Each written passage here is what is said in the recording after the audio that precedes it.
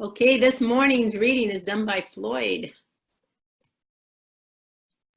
Okay. Good morning, everyone. Good morning. Today's reading is from the book As a Man Thinketh, and written by James Allen. The aphorism, as a man thinketh in his heart, so is he, not only embraces the whole of a man's being, but is so comprehensive as to reach out to every condition and circumstance of his life.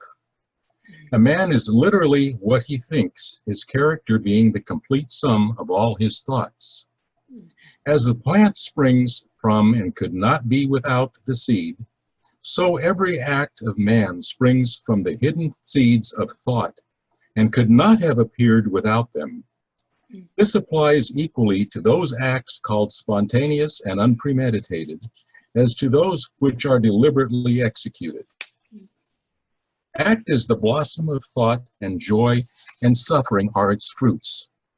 Thus does a man garner in the sweet and bitter fruitage of his own husbandry. Thought in the mind hath made us. What we are by thought was wrought and built. If a man's mind hath evil thoughts, pain comes on him, as comes the wheel the ox behind.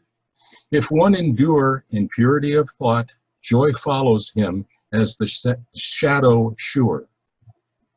Man is a growth by law and not a creation by artifice, and cause and effect is as absolute and undeviating in the hidden realm of thought as in the world of visible and material things. A noble and godlike character is not a thing of favor or chance, but is a natural result of continued effort in right thinking, the effort long cherished association with godlike thought. An ignoble and bestial character, by the same process, is the result of the continued harboring of groveling thoughts. Man is made or unmade by himself. In the armory of thought, he forges the weapons by which he destroys himself. He also fashions the tools with which he builds for himself heavenly mansions of joy and strength and peace. By the right choice and true application of thought, man ascends to the divine perfection. By the abuse and wrong application of thought, he descends below the level of the beast. Between these two extremes are all the grades of character, and man is their maker and master. Of all the beautiful truths pertaining to the soul, which have been restored and brought to light in this age, none is more gladdening or fruitful of divine promise and confidence than this, that man is the master of thought, the molder of character, and the maker and shaper of condition, environment, and destiny. As a being of power, intelligence, and love, and the Lord of his own thoughts, man holds the key to every situation and contains within himself the transforming and regenerative agency by which he may make himself what he wills. And so it is. And so it is. All right. Wow, that was a lot. But the truth of it is that you and I are makers of our own experience. As we think, so it is. So thank you, Floyd. Yes. Today's talk is mindful speech. And all month we've been talking about being mindful mavericks. So we started out with just breathing. And then last week we talked about intentions.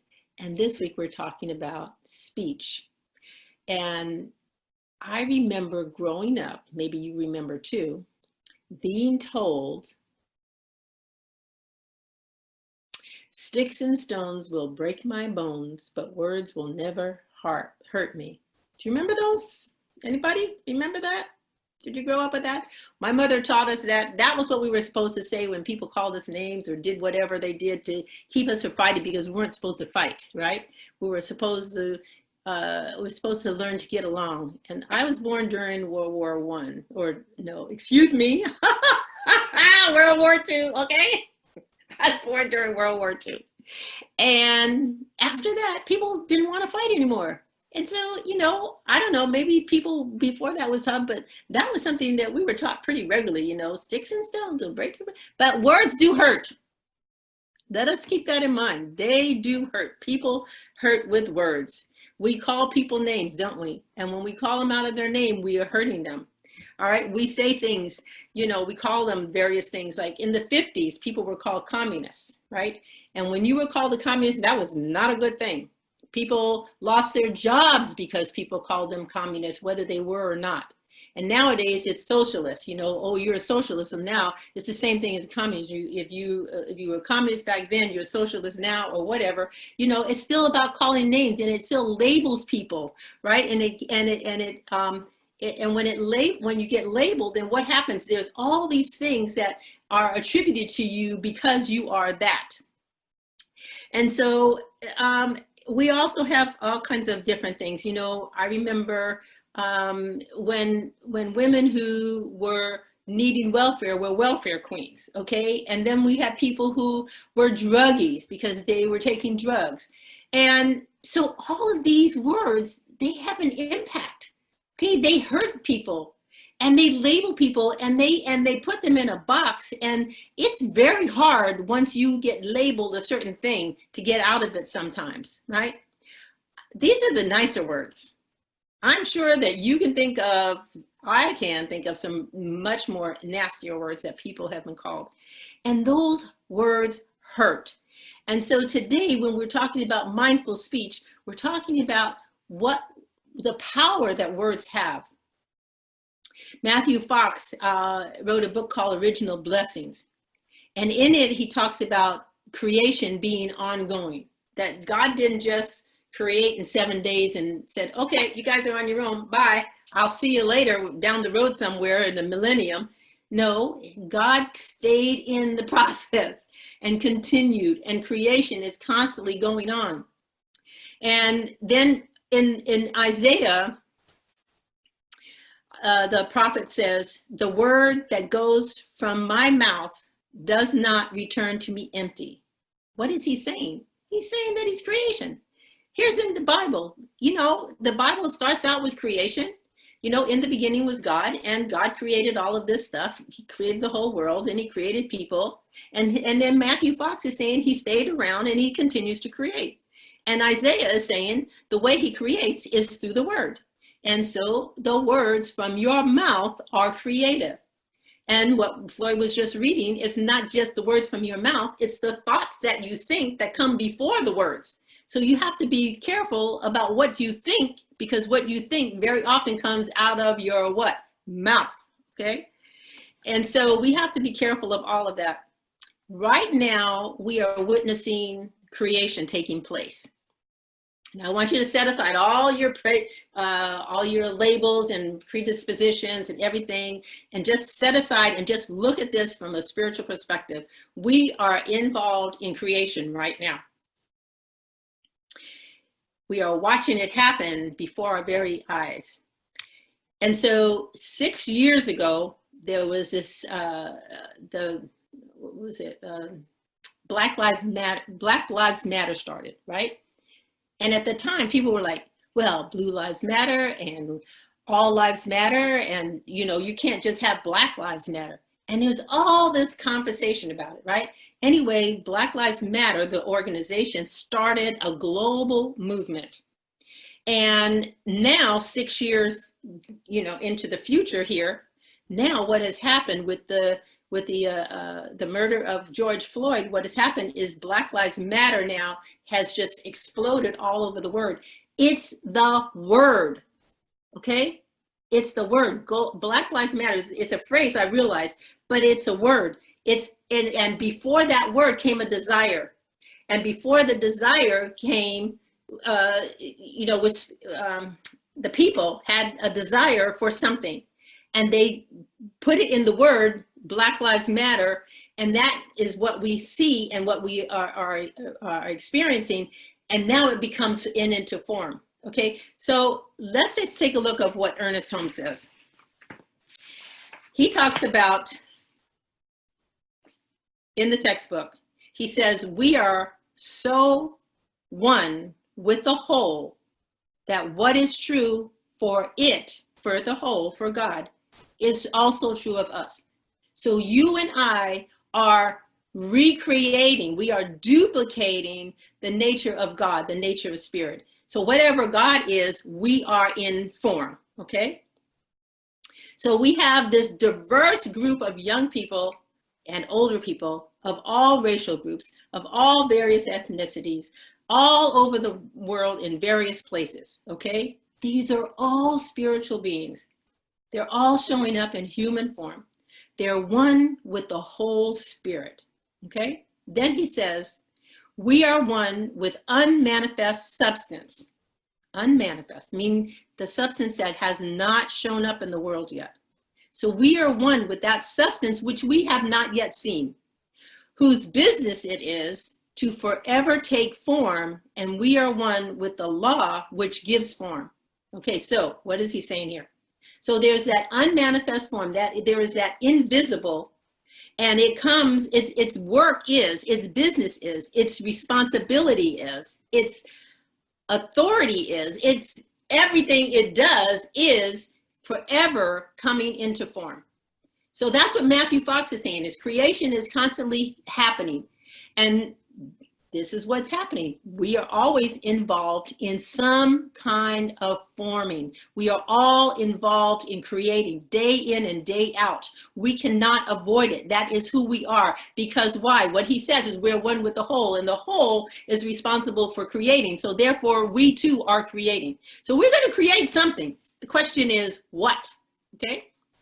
So here we have unmanifest form. That is spirit, and its mandate is to express and take form.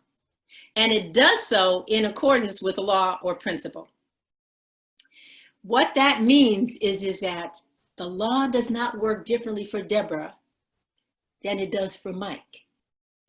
It does not work differently for Sandra or Sandy or her son Chris.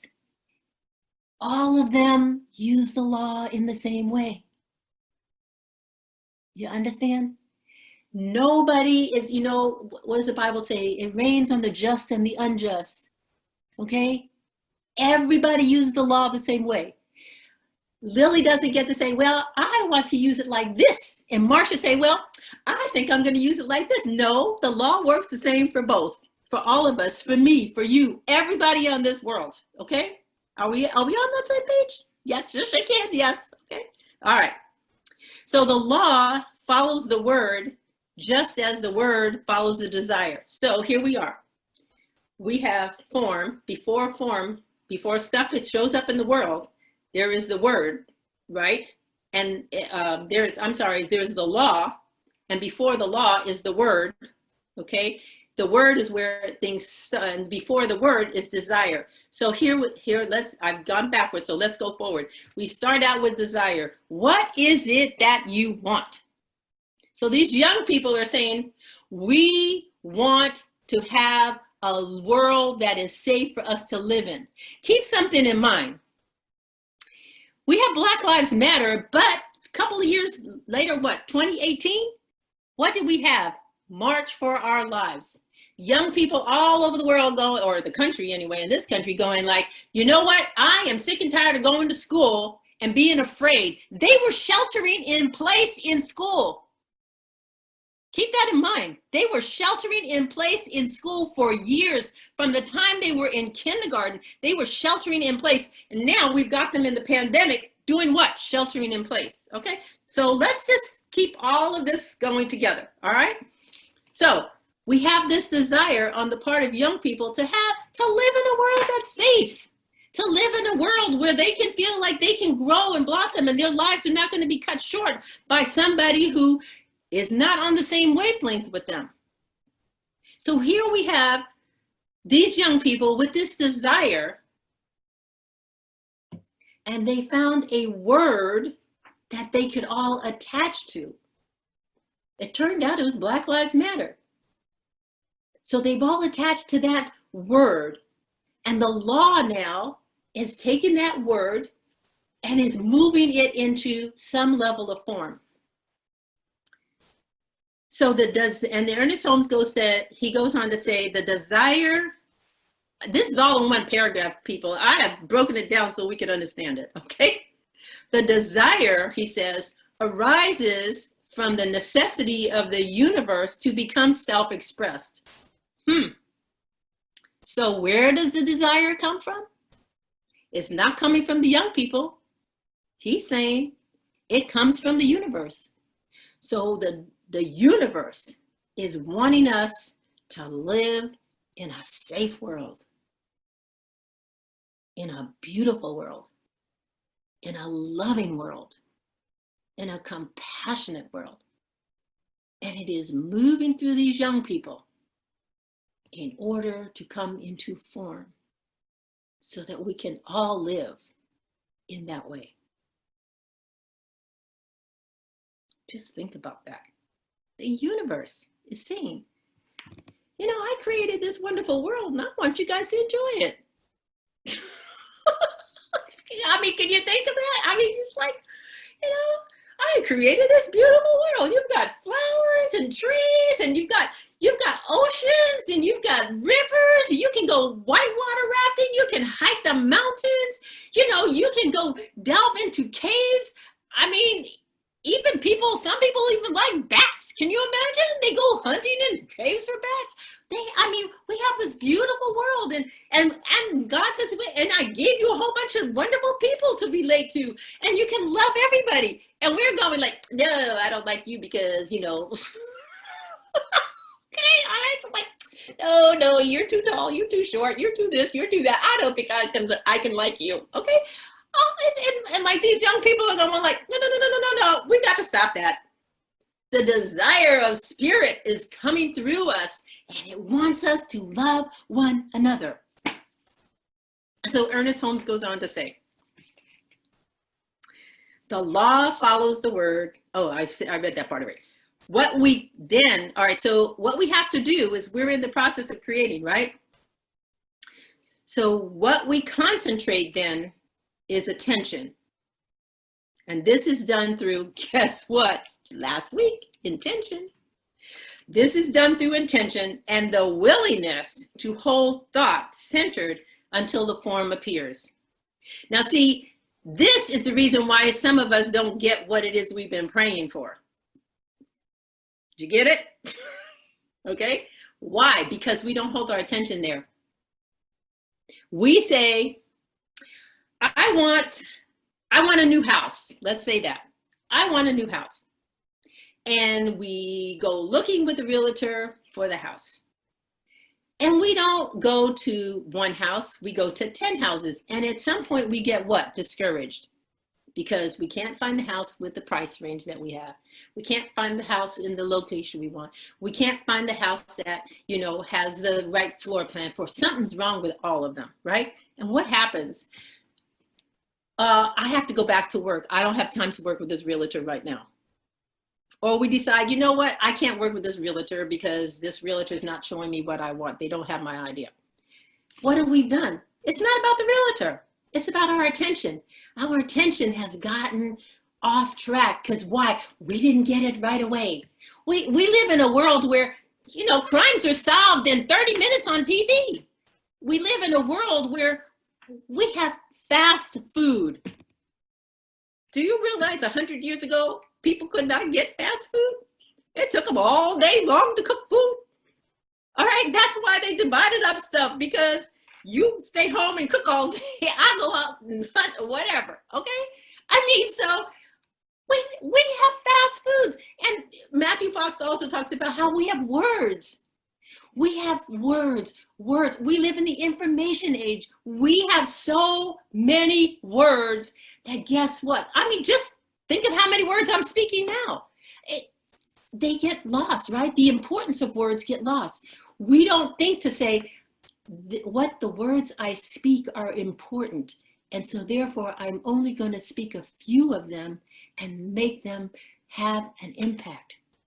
Do you realize when the printing press was, you know, when they first did the printing press, when it first became a thing, do you realize that 2/3 of the world was illiterate? The way they passed on Bible stories was to build great grand cathedrals and put stained glass windows up there, and each of those windows had a picture, and in the picture had some aspect of the life of Jesus. They told stories like that. There's no words. There's what? Pictures, images. And we have lost the power of images because we just deal with words. We just talk stuff.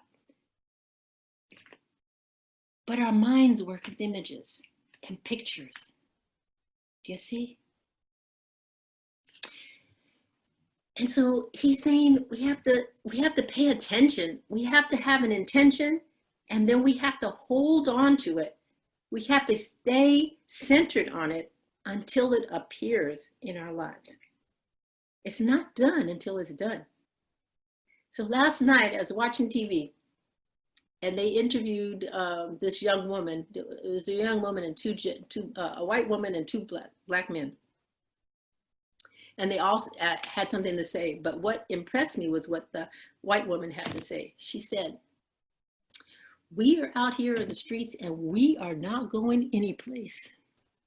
We are going to stay here until we get what we want." What's she saying? She's saying that, you know what? We're going to get our desire. We're staying here until we're going to give enough attention to this until we get what we want. And you know, they've been doing a pretty good job so far in getting what they want, but they're not finished. Do you realize it's been 25 days that thousands and thousands of people have been out in the street worldwide asking for the people of the world to be one and love one another? See, when you say Black Lives Matter, who are Black lives? Black lives, stop and think. Black lives are the lives on the bottom, people. They're the ones that nobody wants to be. Black lives are the ones that are at the bottom. They're the ones who get all the, well, we won't say that word, but they're the ones at the bottom, okay? And what they're saying is if we want the bottom to rise to the top, what does that do? It lifts all boats. Everybody gets lifted. When Black lives get mattered, get lifted, all lives get lifted. That's why you don't have to say all lives matter. That's why you don't have to say blue lives matter, purple lives matter, brown lives matter. You don't have to say any of that. Black lives are on the bottom. So when you lift up, guess what? Everybody lifts. What's that word? What's that saying? A rising tide lifts all boats. Okay, we have to realize these young people understand this. They understand that image.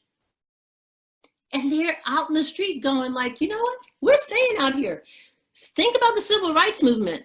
You know, the protest didn't last that long. Not they walked over that bridge, walked back and forth, what, take 2-3 days? Not 25. Okay, all of the Vietnam, those of you who were Vietnam vets and, you know, were involved with the Vietnam, whatever we were doing it with Vietnam, with protesting or being there, those protests didn't last 25 days. People did what they did and they went home and then had another protest. But what did these kids have? They had something the rest of us did not have. They got TikTok. You know what TikTok is? They got TikTok. They have Twitter. They had Facebook. They don't use Facebook anymore, hardly any. You know why? Because Instagram is better. It lets them communicate more. All right? And guess what? TikTok, remember what words and images, right? TikTok is images. Okay? Facebook is images. And what Instagram is images. And Twitter is, they got images, but it's words. And what's powerful? What he's saying is the images, the word. We are in such amazing times. Creation is being done in front of us. We have to wake up and see it and glorify in it and enjoy it and just go like, whoa, is this something else or what? You know, I mean, it's just, I don't know what else to say. I never thought I would see something like this. This is glorious. It's beautiful. And you know, the thing is that it's something that can happen in your life too. We are in this time. This is a whole vibration. And if all boats are being lifted up, guess what? Are you in a boat? If you're not, get in one, because that boat is going to be rising. We are all being lifted up. Every one of us. And we have to have the desire to participate. Because if we don't, we're just going to stand there and call names. You know, we're just going to call them names. And we're not going to participate. And we're going to walk around like, it's up to us. The law works for all of us equally and the same.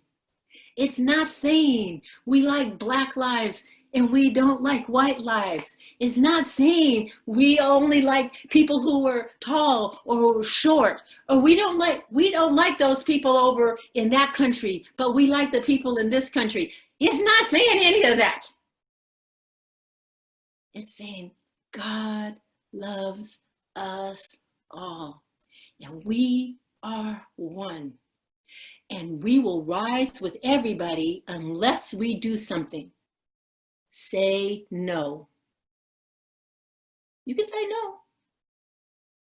You can say no, because that's what free will is. That is your choice. You can say no. So decide. Are you going to say no? Or are you going to go with the rest of us? Okay. A little child shall lead them. Isn't that what Jesus said? And the children are leading us now. Let us rejoice that they have the consciousness. And let us add to that consciousness with knowing the truth, that we are one and that love does lead the way, so long as we choose to participate. Let's turn within.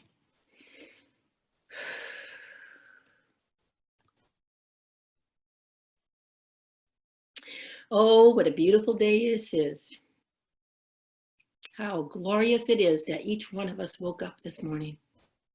So we just take a moment to give thanks for our every breath. Let us give thanks for the body that we're in, for the intelligence that we have, for the creativity that is pouring through us.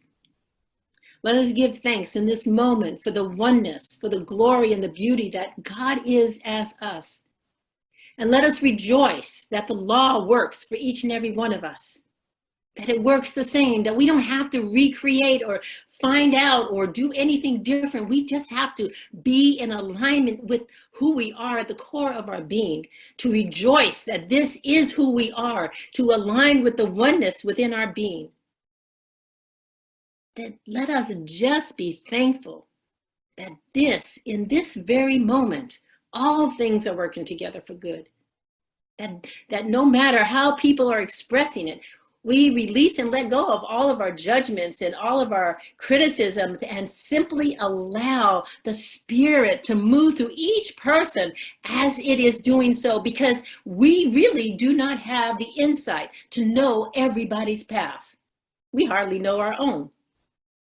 And so as we allow the truth to express in whatever way it is there to express, as we look at it and we say, I don't understand it, but it is good. It is very good, because it is moving us all towards that more complete awareness of our own oneness and our oneness with everybody and everything. We rejoice that we have this beautiful, wonderful, magnificent world to live in, that it has been given to us as a gift without our even asking for it. It is here for us to enjoy. And so today we make a decision to be fully and completely in alignment with that glorious experience that is life as us. And we speak our words with caution, with care, and with the knowingness that our word is creating out of the decision, out of the desires of our hearts.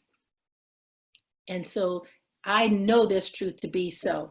I release it now, knowing that each one of us is blessed as we manifest it in our own way, in our living and being and breathing as our own being, but knowing all at the same time that we are one with one another.